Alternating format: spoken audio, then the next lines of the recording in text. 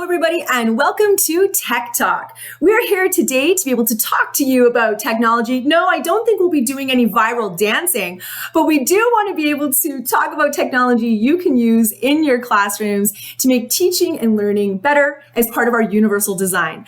I'm Trish Rofi, and I'm an emerging technology consultant, and I'm here with my geek girl and partner in crime, the one and only Nicole Cunningham. Hi there, I'm Nicole Cunningham, and I work for Learning Services as a tech coach, and I'm super excited to share some incredible information with you with our fantastic technology consultant, Trish.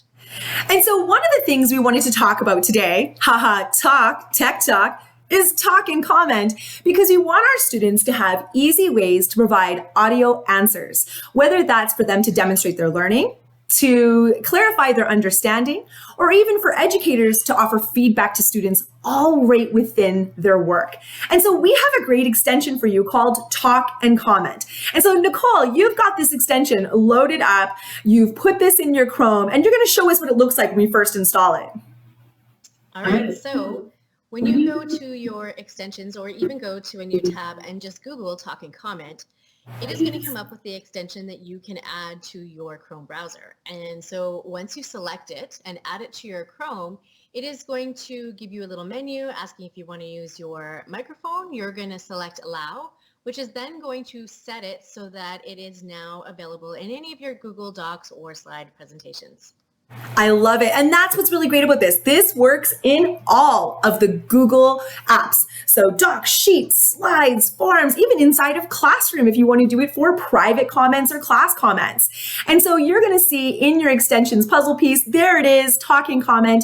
But actually where you're going to look for it to use it is it's a lovely floating microphone built right into the app that you're using. And so we're going to jump back over to our Talk and Comment slide deck so we can show you some ways that students could use this in class.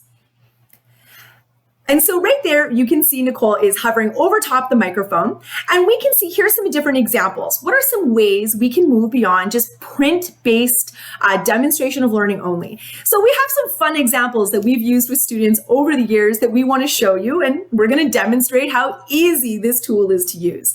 So this is an example of Bio 20, where I wanted students to not just Wikipedia the answer and paste the information. They had to be able to put together their understanding of human systems in the form of GIFs. We can do the exact same thing on the next slide. We can see there's a synopsis, a book synopsis for wholes. So if I wanted to, I could put this all together for my teacher. This shows one piece of product. But what I want to do is talk a little about my process. So should we give a little synopsis here, Nicole? Absolutely. So we're going to hit that microphone and I'm going to tell you about one of my favorite children's books, Holes. Are you ready to begin? I'm ready. Here we go.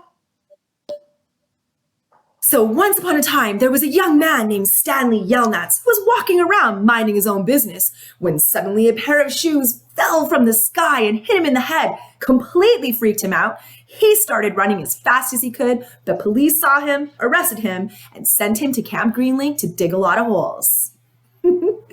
Now you can hit that check mark.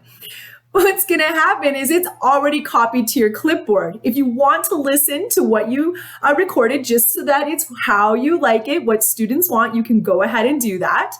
But right now what we can say is, okay, it's copied to our clipboard. And so we can select any item here on the slide, the whole slide itself, or even my synopsis. And what you'll notice is that insert comment button is rating right there in your toolbar, and you're going to be able to paste that comment. Now it's a play button that's available. They don't have to leave this slide. No other permissions, no other source of data. It's just all right here. Isn't this exciting, Nicole? It's absolutely exciting. So this is really great for our students that are not great with the written work. And so to have that auditory or audio component is really a great strategy to use with them to help make them feel a little bit more successful, to build some confidence as a learner. And so a really great tool for them to be able to use. It also allows us for higher level thinking. So even beyond it as an assistive technology, we can allow students to be able to go beyond product, focus on process, and extend their thinking. So we have a couple more slide examples for you of how you could use this. You can see we can have some open-ended math questions. We have one for math here of, is the condor larger than the whale? How do you know? Tell me about that. You could do some second language practice by maybe going into a grocery store. And we've got some food items here that we could insert a comment on, and we could talk about that vocabulary in another language. Or maybe we even just want to get some pre-writing done and we want to start thinking about the creation of story.